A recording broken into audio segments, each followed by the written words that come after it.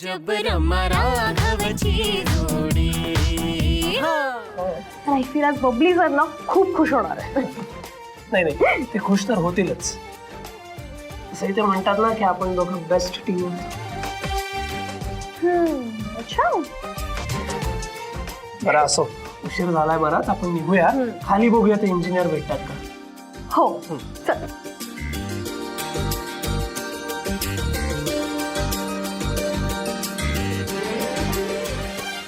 ए राघव, आपण ना त्यांना सांगूया, त्यांनी हे जे घर बांधलंय ना ते खरंच खूप मस्त. हे जे दोन घर जर का एकत्र केले तर आपली फॅमिली किती कम्फर्टेबली राहील इथे. खरं आहे ग. ए रमा, इथे ना छान आबांसाठी एक पूजेची खोली करते. हो रे. ए बरं राघव, एक नवीन काय म्हणते, ती जी रूम आहे ना ती दादा आणि वहिनींची असते.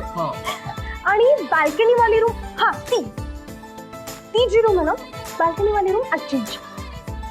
आई आणि आबांना आपण ना ती किचनच्या जवळ आहे ना ती रूम देऊ, म्हणजे कसं आईंचं लक्ष राहील सगळं. आणि त्यांच्या बाजूची रूम आहे ना ती आपली असते. मग आपण आपल्या रूमच्या गॅलरीत ना खूप झाडं लावू.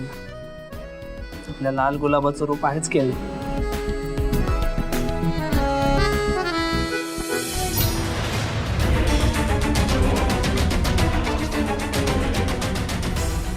चला बसा काढ. नाही, तुम्ही तुमच्या गाडीतून या, मी माझा रिक्षातून ये. अहो असं काय करताय गुरुजी? आपण एकाच ठिकाणी चाललो, असे स्वतंत्र गाड्यांमधून जाणार आहोत का? हे बघा, या अशा आलिशान गाड्यांची मला सवय नाही आणि मी त्याच्यात बसतही नाही, कारण ते माझ्या मनाला पटतही नाही. तेव्हा कोपऱ्यावर मला रिक्षा मिळेल, मी त्याच्यातून येतो.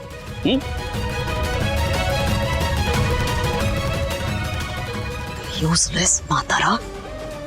आता रमा राघव तिकडे काय करतायत हे बघायचंय म्हणून, नाहीतर याला चांगलाच धडा शिकवला असता.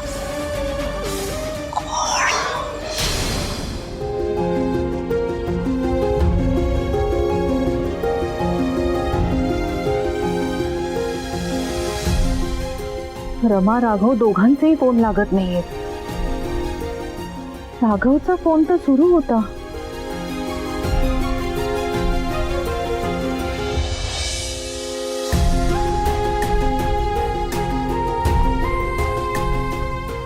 राघवच्या फोनला रेंज आली ना आता तर बरं होईल.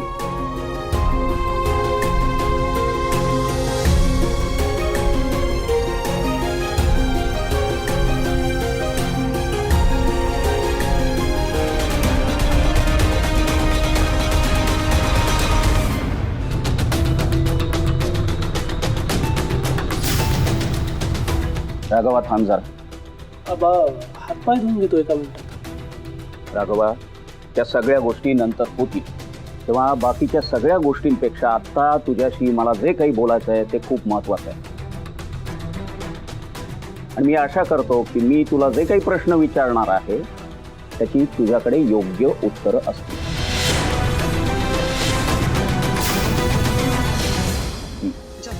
तुमच्या सगळ्या प्रश्नांची उत्तरं माझ्याकडे आहेत. तुम्हाला हवं ते विचारा. मला मान्य आहे मी ज्या काही परिस्थितीत होतो ती परिस्थिती जरा विचित्र होती, पण आबा त्यात लपवण्यासारखं काहीच नाही. राघवा, अशा एकांत जागी तुम्ही पोहोचलातच कसे? काम बंद करून सगळी लोक तिथून निघून गेली, हे तुमच्या लक्षात नाही आलं? तुम्ही दोघं काय करत होता तिथं? आबा, आमच्या कंपनीला त्या कॉम्प्लेक्सच्या इंटिरियरच्या ॲपचं काम मिळालं. त्याच कामासाठी मी आणि रमा मॅडम तिथे गेलो होतो.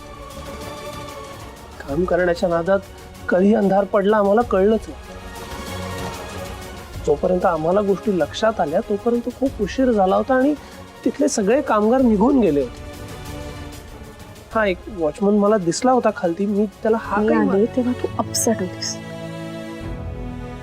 ऋषी, काही झालंय का तुझ्यात आणि वरुण मध्ये? काही झालंय का? हा रमाताई, तुला कसं कळलं? म्हणजे मी बरोबर ओळखलं. काय झालंय सांग ना. रमाताई बघ ना, वरुण आमच्याबद्दल त्याच्या घरी काहीच बोलत नाहीये आणि तो त्याच्या आईबरोबर खोटं बोलतोय. पण रमाताई, मला आईपासून आमचं नातं लपवायचं नाहीये ग. बस इतकंच ना? अगं मग तुला जे वाटतं ते ओपनली बोल ना वरुणशी. हे बघा ऋषी, त्याला अवॉइड करून काय होणार आहे? त्याला पळून जाणं म्हणतात. त्यापेक्षा कम्युनिकेशन कर. कम्युनिकेशन केल्याने तुमच्यातले प्रॉब्लेम असे सॉल्व्ह होतील. सगळे प्रश्न आपोआप मिटतील बघ. रमाताई, मला ना खूप राग आला होता आणि मी सगळं बोलून टाकलं. बरं, म्हणजे तू रागात त्याच्याशी बोलली, चिडून बोललीस तर? अगं वेडाबाई, जर का तू चिडून रागात बोलली तर प्रॉब्लेम कसे सॉल्व्ह होणार आहे? त्याने अजून इश्यूज वाढणार आहेत तुमचे. त्यापेक्षा तू प्रेमाने, शांतपणे, समजुतीने वरुणशी बोल. त्याच्या मनात काय आहे विचार, किंवा ते तसं का आहे हे सगळं विचारून तर बघ त्याला. ते मला म्हणाले सुद्धा की मी इथे श्रुतीसाठी नवीन फोन घ्यायला आलो. त्या नवीन फोनसाठी पैसे कुठून आले असणार ते कळलंय मला. नाही रे राघव, माझा ना या सगळ्यावर विश्वासच बसत नाही. कार्तिकेय दादा किती साधे दिसतात. त्यांच्यावर सुद्धा तुझ्यासारखेच अंकल गुरुजींनी केलेले संस्कार आहेत ना रे. मग ते असं कसे वागले? रमा, दादा हे असे पैसे लावून पत्ते खेळतो हे आबांना कळलं तर? रमा, पुरोहितांच्या कुटुंबात हे असं काहीतरी घडेल ना हे याचा मी स्वप्नातही विचार केला नव्हता. रमा, दादा हे जे काही वागतोय ना, त्याला ही जी काही व्यसनं लागली आहेत हे सगळं आबांना कळल्यावर त्यांना काय वाटेल याचा विचार करूनच भीती वाटते मला. राघव, हे बघ, प्लीज प्लीज काम डाऊन. हे बघ, असं राग करून किंवा असं एवढं टेन्शन घेऊन काही होणार आहे का? आय थिंक तू ना आता घरी जा आणि शांतपणे या सगळ्यावर विचार कर. अंकल गुरुजी करतात ना तसं मेडिटेशन करून बघ, म्हणजे तुला नक्की काहीतरी मार्ग सापडेल यातनं. ओके, हे बघ, शांत डोक्याने विचार करून ही सिच्युएशन हँडल करावी लागणार आहे. रमा, या सगळ्या गोष्टी मला समजत नसतील का? बोलणं खूप सोपं आहे, करणं अवघड आहे. घरी गेल्यानंतर मी कुठून म्हणजे? राघवा, अरे मी दिवस रात्र मेहनत करतोय. श्रुतीच्या चेहऱ्यावर आनंद दिसावा एवढी एकच इच्छा आहे माझी. म्हणून कष्टाने कमवलेल्या पैशाने तिच्या मनासारखी ओवाळणी आणली आहे. हवं तर आईला विचार ना. काय आई, मी आता हल्ली कामानिमित्ताने बाहेर असतो की नाही? सांग राघवाला.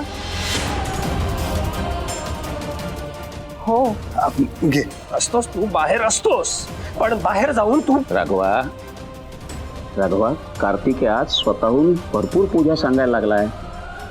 आधी काय व्हायचं, माझ्या ओळखीच्या यजमानांकडे मी त्याला पाठवायचो, पण आता त्याने स्वतःची ओळख निर्माण केली आहे.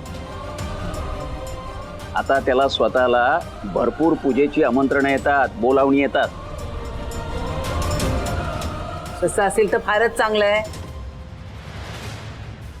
तरी मी म्हणत होते की हा मुलगा सारखा दिवसा रात्री बाहेर का जातो? पूजा सांगायला जात असेल ना तर खूपच छान आहे. कार्तिकेया, आता तुझ्या आबांची मान अभिमानानं ताठ होईल असं काम करतोयस तू.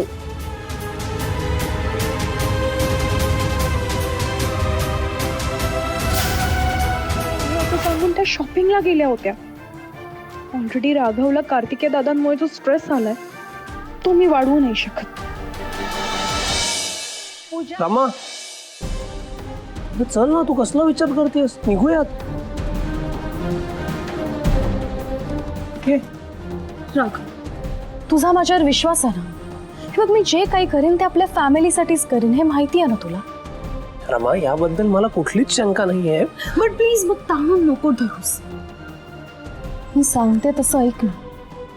बघ, जोपर्यंत तू दादांशी बोलत नाही तोपर्यंत तू रेस्टलेस असणार आहेस.